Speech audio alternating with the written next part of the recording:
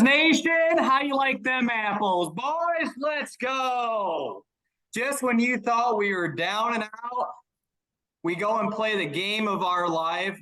I'm not going to say it was our Super Bowl victory, but it was about damn near close to that. You talk about ending a 5-game skid. Let's go ahead and welcome in episode 6. Cheers, Dave. Cheers, bud. Woo!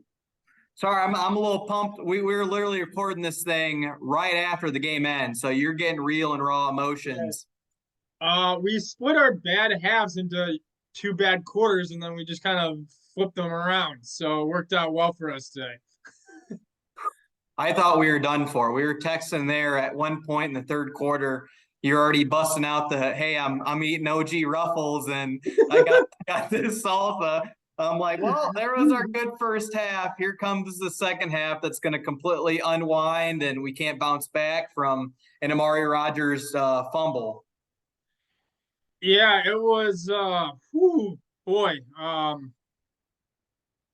Amari thing has to end at some point, right? I mean, you see what happens with the defense when they finally make changes of putting Savage with in the slot corner position, and you just let Rudy Ford take over the back end.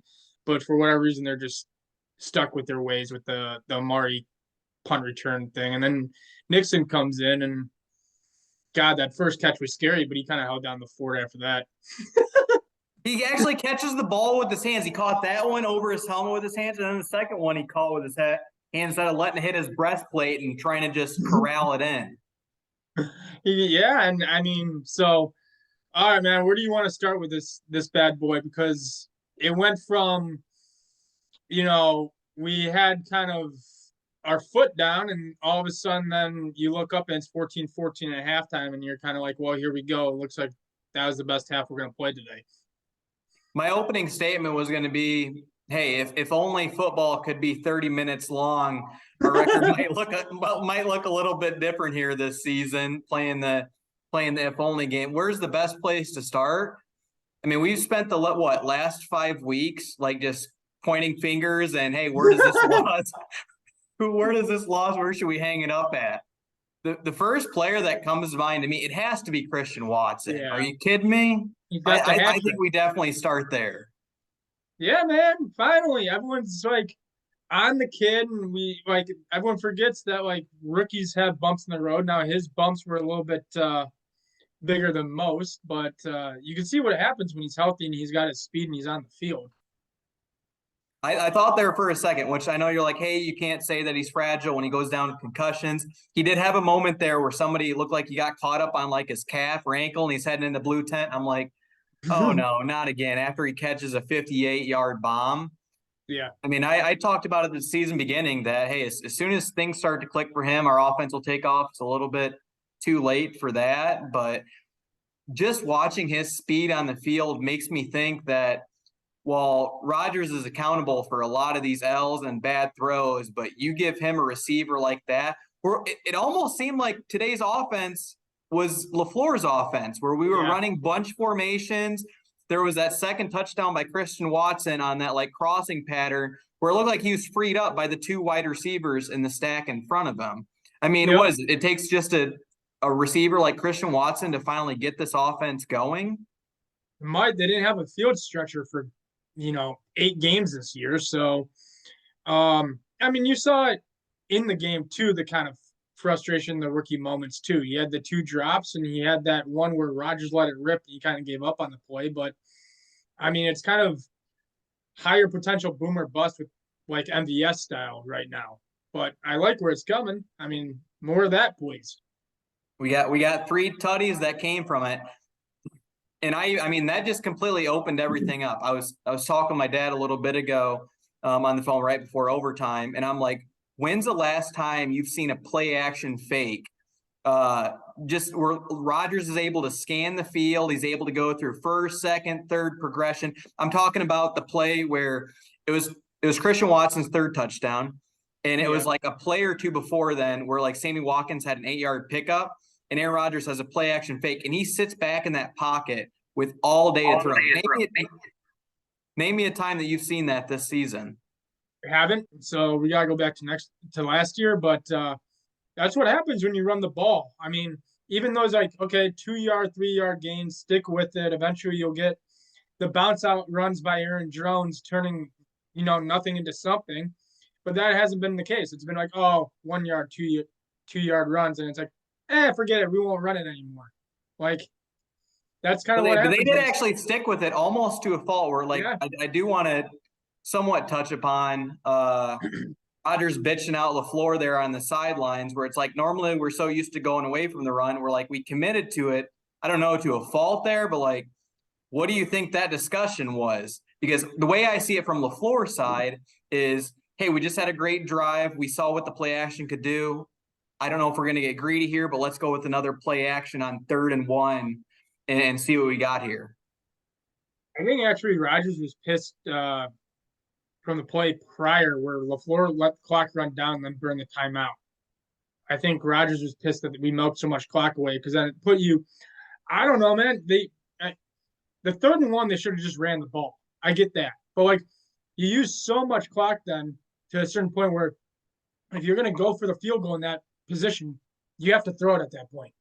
You do, because if you run the ball, what do we have? 2 timeouts left, maybe 1, and then you're getting down into like the 20 seconds. Left. Yeah, and then you're down to like 20-something seconds left, and then you got to pick up a chunk play. Only reason I shake my head at that, Rodgers is getting pissed at LaFleur for burning clock. Dude, you burn the play clock every single down. Death taxes and the play clock bleeding down to 1 or 0. Like, I don't understand how he can get upset at LaFleur with that. We don't have a 2-minute offense. Like it takes us 7-8 minute, drives to score touchdowns. Like the 2-minute offense is not just the guys set up too slow. Rodgers wants to scan the field.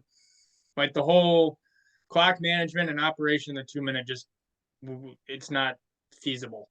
I mean, it even seems like they break the huddle with like 12 seconds to go, if not like 10.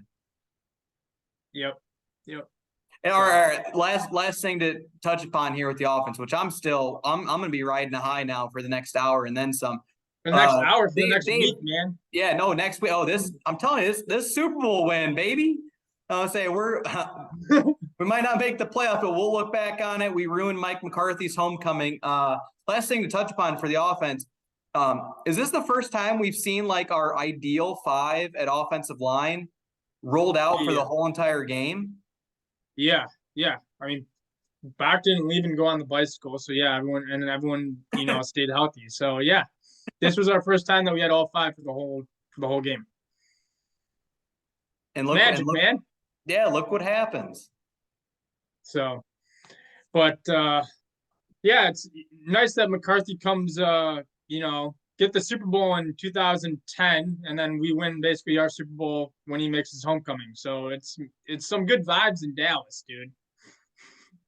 I almost thought this episode 6 was going to be like, hey, let's, we get it, we lost, we were expecting to lose in a way. Let's reminisce on the Mike McCarthy days and bring up old memories from different games of mashed potato Mike and all of his glory.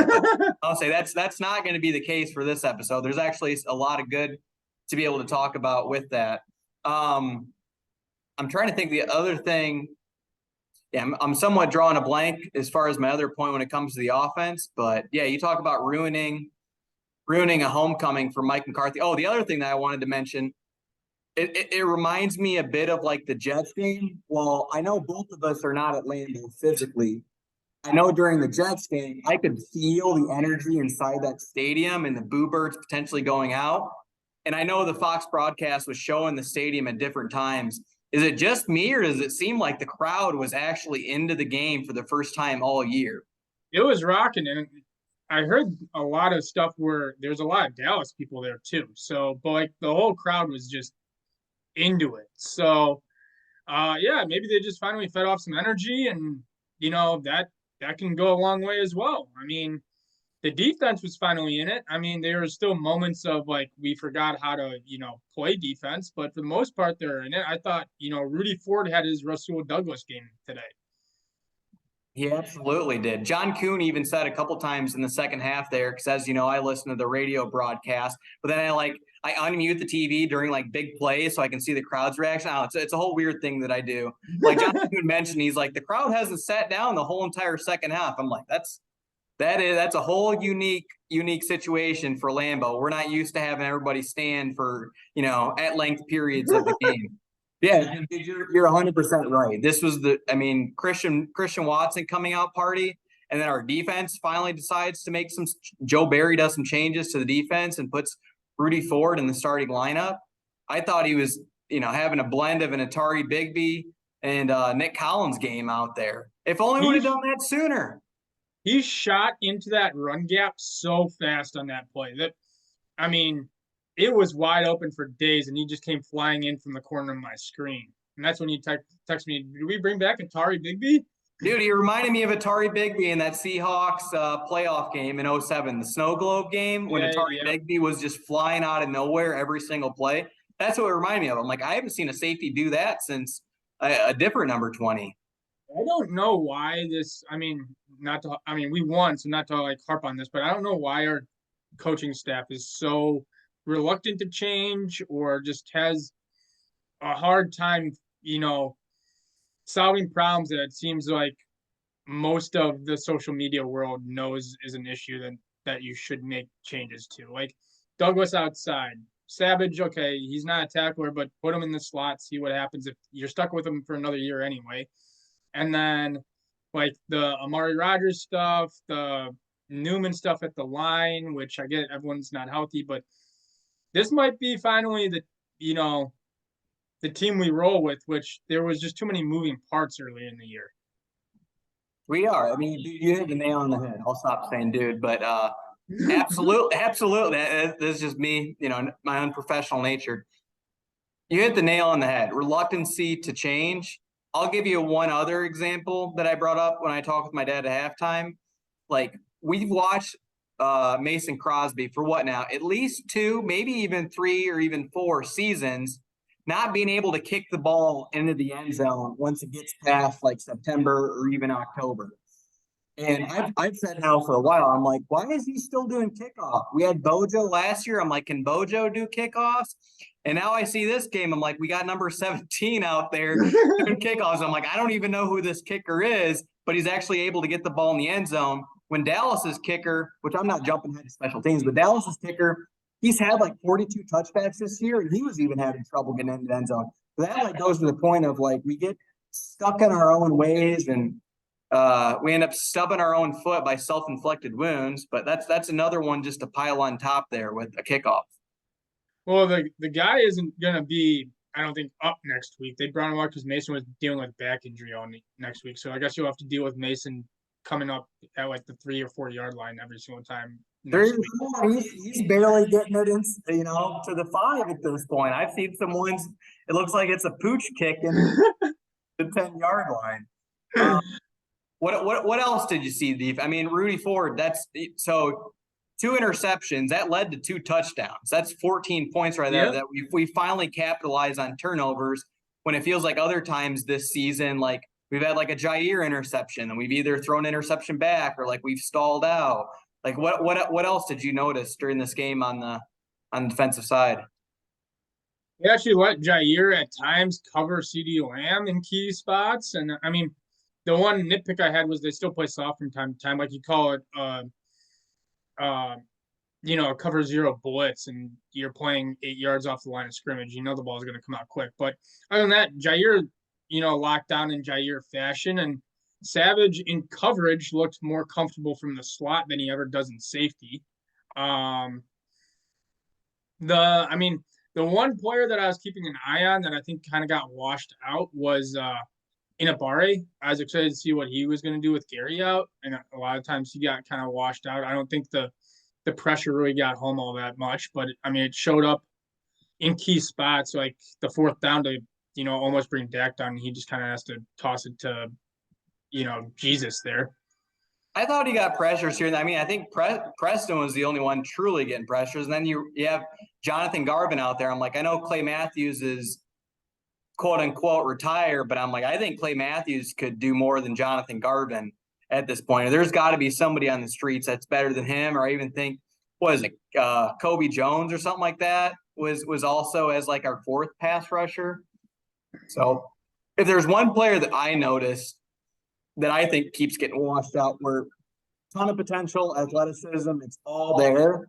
I think Quay Walker has a tough time getting off of blocks from offensive linemen. I saw him and McDuffie on a number of occasions where they ended up getting 6 a clip or 7 of a clip, where they're just getting washed out by offensive linemen and not being able to like shoot a gap or get off the block.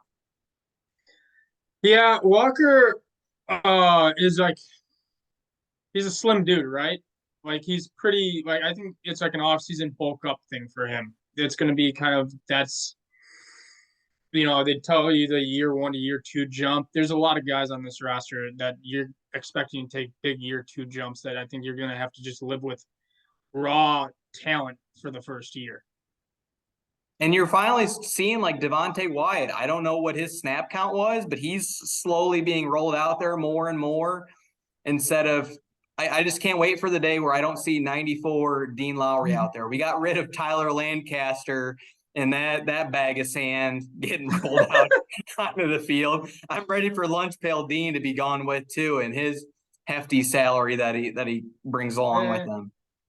The one thing I will say about Quay is that he does a very good job in the pass game of kind of locking guys down, and he's quick to tackle and wrap up, if it's thrown his way. But yeah, I'm sure over the next couple of years we're going to see a rollout of guys of they didn't draft Wyatt just to be kind of like a Jordan Love and sit there and be like, you can't take Dean Lowry's spot. So I'm guessing that's that reluctancy that you're talking about. Oh, yeah. He's a rookie. We got to limit him, kind of like Rashawn Gary. We got to limit him to 12 snaps or less per game. Ideally, we'd like to keep it at around 8. Rookies, we really give them a very soft rollout in that first year. We want to make sure that they're comfortable with the Packer tradition. Yeah, and man, we want to get them a nice soft pillow, tuck them in a bed, make sure they're all nice and cozy before we roll them out there.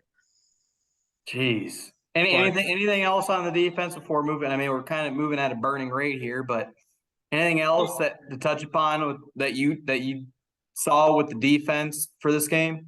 Just overall there was a couple of times where the Dallas did nice long drives, but overall we actually played complementary like football of like, okay, yeah, we'll run the ball and defense will try to be stout, and then we'll hit the play actions of the deep shots when they like come our way, like the opportunities there. But it was finally like nice to see like, okay, here like defense was stuck on the field for 8-9 minutes, like, and the offense able to stick with it and be on the field for like 6 minutes and not have the defense come back just absolutely gassed for because of 3 and out.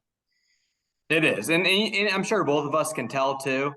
So our defense put 2 3 and out drives together to start the game, and then we rolled them out there again because our offense couldn't get anything going. I'm like, all right, this is one of those possessions where I'm sure the defense will give up points. Where it's it's natural as Matt LaFleur will say, the other team gets paid too to play the game. Where points are to be expected. This is a Dallas Cowboys pretty prolific offense, so definitely agree there. Anything to touch upon with special teams here besides Amari Rodgers? So you brought it up in the beginning. Mark my words, Amari Rodgers will not return another punt while he's a Green Bay Packer. Stamp it, Dave. I can't, because we've been saying this since last year. Like, we've literally been saying this since middle of last year of like Rodgers is going to cost us a game sooner or later, and he's cost us a few since then. And I've been saying for the last 3 or 4 weeks since he's been putting the ball on the ground, like, put anyone else back there. Put no one back there. I don't care. I will take us getting down inside the 1 yard line over the risk of a punt.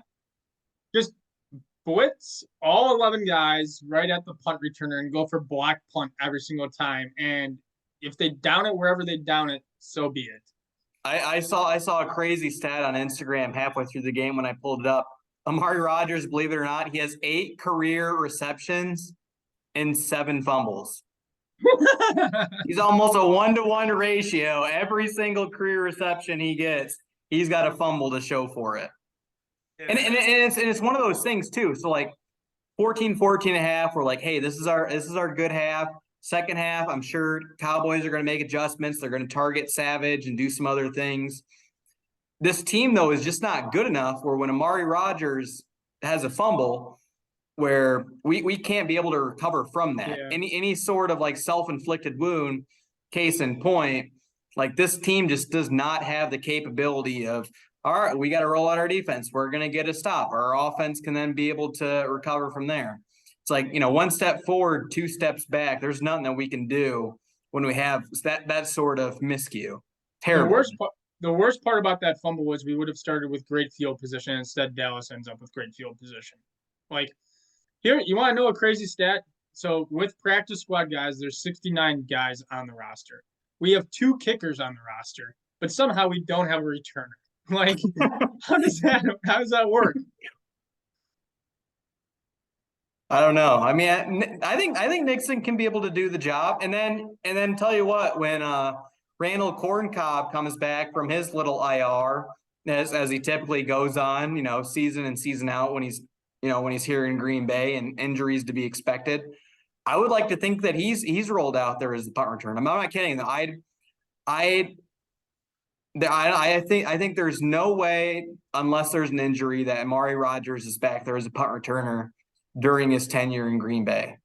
You can stamp it that he will take the first punt next week in Green Bay. We'll see who's right. I sure hope you're wrong, and I'm sure that you want to be wrong as well. Yes, it's just the reluctancy to change always. But I'd be interested to see now. Cobb's Rodgers guy and Watkins is Watkins, but I'd be interested to see later in the year what a Torrey Dobbs, if Dobbs even comes back this year. I don't know how bad the injury is. Like a Torrey Dobbs Watson 3-man receiver team would be. What, are you trying to kick out Allen, or are you going to put him in at tight end, tell him to gain 10 pounds and put his hand in the ground? Because he's like a fast tight end. Which tell you what, like he's very selfless. I think Allen Lazard got a little bit frustrated this game of not getting the ball in his hands. I'm sorry, not to be going back to the offense, but no. I don't. We can bounce. This is our show. We can bounce around wherever the hell we want. We can do whatever we want. But no, Allen's good. Myself another class if I want to. They seem more willing to rotate the receivers this year than in years past. So I'm saying it's not unlikely that they would roll that out at a certain point or something like that. But I mean, the Lazard thing clearly, like, I mean, he's a possession receiver and stuff like that. Anything like Lazard's still going to catch those like boundary fades and do all that stuff, but in overtime, when they threw the quick hitter to Lazard and he's chugging and gets caught from behind. I mean, it set us up. We won the game, but I'm just thinking, oh man, if that's Watson, he's already in the end zone. Like he's gone. Like, but at that point they're fading a safety over to Watson's side, and he's being taken away. But what you're saying is, though, instead of like having Lazard take that, either Watson or you got Dobbs, which I'd say like our top 3 now, it's going to be a combination of Watson, Lazard, and then Dobbs if he can be able to come back. Yeah. There's even times that Torrey was burning wide open, but Rodgers didn't have the time, or just didn't find him. So it was the one play where Rodgers took a sack, and that was on Elton Jenkins. Which, by the way, I mean, how long has it been since Elton Jenkins tore his ACL? Like, I think this helps us so we can be able to get him at a lower contract. But even at left guard, like, I think he's still not fully back from injury, or maybe he won't be the same player. But it was the Elton Jenkins sack where Rodgers had Samori Torrey screaming wide open. I think he basically had every single wide receiver at his disposal that he could pick from. But yeah, I mean, yeah, that's kind of been injuries and just overall underperformance has been kind of the theme to this year. But I mean, hell with it, man. We won. What's enough of the bad? We won. We friggin' won. Now we might not have a top 10 pick. At the same time, when I come down from the high, I'm like, hey, maybe we probably should have won that game. I don't want to be tanking, but at the same right. No, I'm kidding. I haven't been this It's happy for a it's the season. start of a run, man. It's the start of a run. All right. Well, I'm glad you went iced tea for this one instead of a bourbon. No, I'm kidding. I don't know if it's the start of the run, but tell you what though, I haven't been this happy. I mean, prisoner of the present, but I haven't been this happy for a season victory in a long time. And I think that's almost also a thing to come. Victories are going to be few and far between in the next who knows how many years. So it's like when we finally do get those, I want to be waving this damn towel left and right and do a couple cartwheels. I can't do a Christian Watson backflip in the end Yeah. zone, but like this is about as gratifying. And you saw that with Rodgers too. Like he even did one of these too after he got in the way, like for a block there at the end, which I'm like, all right, that's kind of an ode to Favre. Favre would do that all the time. But Well, boy, am I happy about this you win. could see how happy he was when he connected to Lazard on that, where he was just going friggin' nuts. I mean, we almost have as many losses this year as we have for the last 2 years combined. It is. So I even had a buddy before this game, which not Bears fans or anything, but everybody loves to watch us and root against us because we're the Packers and the things that we've done over the past couple decades and then some. But he's like, you realize that you could potentially be 3-7 after this game. He's like, this is uncharted territory for you as a fan. How are you going to react? And to which I responded, I'm like, well, I saw this kind of season in 05. 08, we were 6-10. I saw the Brett Hundley 7-8-1. So, this isn't completely unprecedented, but yeah, I just think it makes me cherish these wins much, much more. And anything on the Mike McCarthy, I mean, we got some time here. I haven't seen the 10-minute timer ding on us, but anything on the mashed potato? No, I feel like at least we gotta maybe use the time that we have to speak to the accomplishments or the headset he threw down at the yeah, the ground. headset was old Mike. Dude, There you go. he wanted this win, I bet, as bad as any other Oh. besides the Super Bowl win. Yeah. I mean, I'm not gonna. My thing with Mike was just eventually the message got stale, right? I mean, you're there forever. I mean, it's almost no one's going to run out a career like Belichick does, right? I mean, I don't think anyone was expecting Mike McCarthy to be there for 20 years. So, 18, they just saw the change and then kind of, LaFleur came in and resurrected Rodgers. But, I mean, even McCarthy coming in with Favre in 07, like, they had a terrible run in 05, and then McCarthy came in and they kind of rebuilt, and then 07 8-8 the first year that he had with yep. Favre. And then they went 07, you went to the NFC Championship game. So, I mean, there's a lot of you have to credit a lot of what Rodgers does to Mike too, because if you look at Rodgers when he first starts, he's way high and tight. He's like almost robotic like this is the perfect way you have to hold and pass the ball. And McCarthy got him. He came in because he was a quarterback guru. Like he was supposed to bring the West Coast offense. So he took the Bill Walsh West Coast offense before the Shanahan new regime offense ended up taking over the whole entire NFL. But you're right, yeah, he took the West Coast offense where quote unquote quarterbacks drew. He took Matt Flynn from a 7th round draft pick to being able to earn Matt Flynn a $26 million contract or whatever he did. I'm just throwing a number out there, but you took Matt Flynn and his shot put throw of an arm to be able to have that sort of career in the NFL. I mean, it was McCarthy, like a lot of teams replicated what McCarthy was doing in Green Bay for a long time. I mean, and then just Mike had some good, pressers too. Like Mike wasn't afraid to, kind of the all-time quote is his trade deadline quote, where they go up, "Hey Mike, how's the trade deadline?" That's quiet in here. So he's like, "Oh no," he said, "Oh, the trade line passed." Like that's how it feels around here.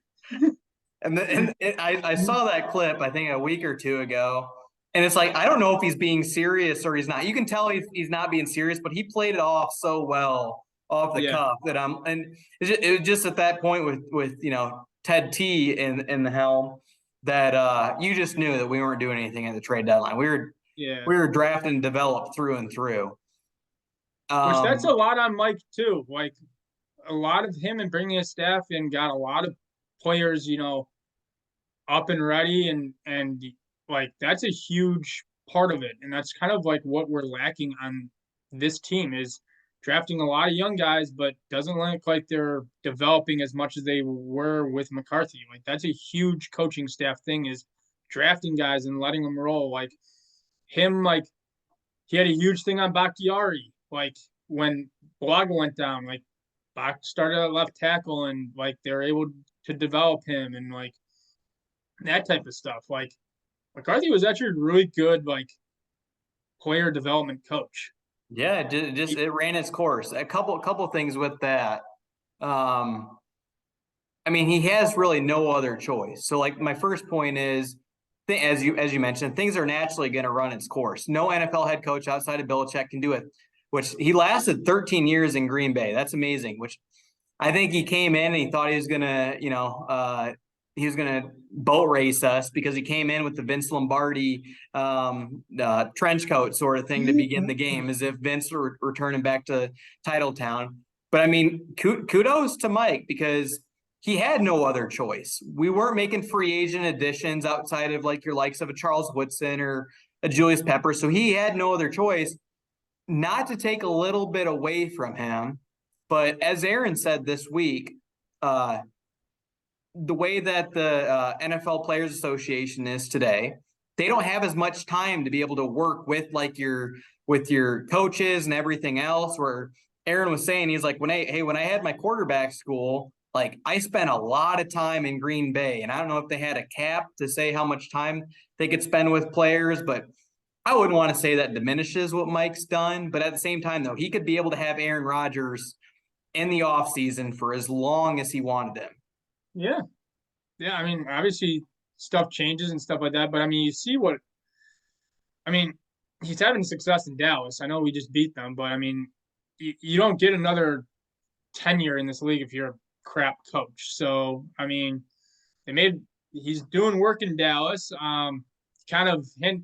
But it's still typical Mike. Like Dak threw it 45 times today. So Aaron Jones is probably happy that Mike McCarthy isn't back in town because I know that was still a thing when Mike was here was like give Aaron Jones the ball and Rodgers would have his 38, 40 attempts a game. But no, man. I mean, he's got a street named after him. I'm sure he's eventually going to the Packer Hall of Fame. I'm not one of those fans that's like. I was one of those fans that said the time was up and that they needed a change, which I think we can all agree it's working for both parties. Maybe not this year, but LaFleur had a bunch of success. But yeah, Mike is. There should be no problem welcoming him back with open arms with what he did for the franchise. Absolutely, and tell you what, I don't know what went on during the game. I thought they did give him a little bit of reception. I'll have to be proven wrong if something actually happened in the middle of the game, but. All they really did, to my knowledge, for Mike is when there was 38 minutes to go left before kickoff, they put up on the Jumbotron, like, welcome back, Mike. And then they listed off like 8 other like returning coaches that used to be affiliated with Green Bay. I don't know if there was, I would at least hope at some point in the game there was some sort of like tribute video.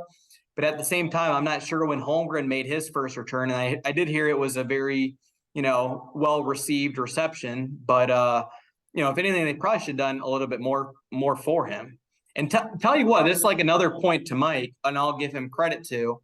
Like we've seen, this is now season number 4 with LaFleur and Rodgers. Yeah. Right. And Rodgers has already started to chew LaFleur's ass, and while he may say on the McAfee show that their relationship is as good as ever, like you can definitely tell this season it's kind of stressed that relationship. Where once again, kudos to Mike because he was able to keep Rodgers in check, and maybe because his offense was ahead of schedule and defense doesn't cut up to it, but he was able to keep the ego and everything else that comes with Rodgers in check for as long as he did. No, that's a great. I think that's a phenomenal job as a head coach to Mike McCarthy. I know we had different talent, like with the McCarthy years, but like the offense was less choppy with Mike, right? Like LaFleur has times where the offense has trouble getting going. Like 19 was a struggle. This year's a struggle. Rodgers one MVP last year, but a lot of people forget that first half of last year was a struggle on offense. Like it was kind of choppy, didn't know what was going on, and then Rodgers went on this like all-time tear the last half of the year to catch up in the MVP like voting race. But like LaFleur has a hard time getting on track. Mike, you never really saw that. Right? It was mainly the defense letting us down or just crap special teams. But I get it. Having Randall Cobb, your third best wide receiver on the team, helps with that. Because you would have Jordy and you'd have Adams, and then you had Cobb, or you had, that super year of Jordy was your 4. That was just there was like on 2011. 11, dude, 11, every single year you look back on it, it's going to be even more ridiculous for the weapons that we had on offense. 11 was insane because they were on the cover of something, and you had Finley at tight end, you had Driver, you had Jordy, you had Jennings, you had James Jones. Like, I get it. The talent pool just kind of dried up, but McCarthy's offense was never choppy, kind of got stale where it'd be like, okay, we know we're doing, the slant and quick out on this point. Like, everyone in the world knows it's coming, but like, that was the frustrating part, but the offense always moved. It is. And tell you what, you talk about like having huge kahunas. I haven't heard of any other head coach doing this, but you talk about ultimate confidence in your team. Like the thing I also think about McCarthy and his reign during Green Bay is kind of calling his shot that, hey, we're going to come in here and win the Super Bowl. He had him sized for rings the day before. How can you lose a game after you're sized for rings? Basically saying, hey, we already know we're going to win. As Charles Woodson said, Obama doesn't want to come to the game. We're going to come see you. But that move by Mike McCarthy, well played, my friend. Well, beginning of the year, they hung up a blank picture and said our picture's going on the wall in this room at the end of the year. And that it's only Super Bowl winners get their picture hung up in the team meeting room. So he had some, balls on him, and he called his shots, and he wasn't even afraid to, pick spots 4th and 1 and Chicago and go deep to Cobb, over the middle of like even play calling shots. So, yeah. So thanks, Mike. Thank you, Mike. All right, we got less than 1 minute too. I don't know if that shows on your screen, but yep. Any parting thoughts, Dave? Let's get another one. Let's win 2 in a row. We're back in the W column, baby. All right, bud. Good week. Enjoy Victory Monday, man. Likewise. Cheers. See you, boss. Cheers, bud.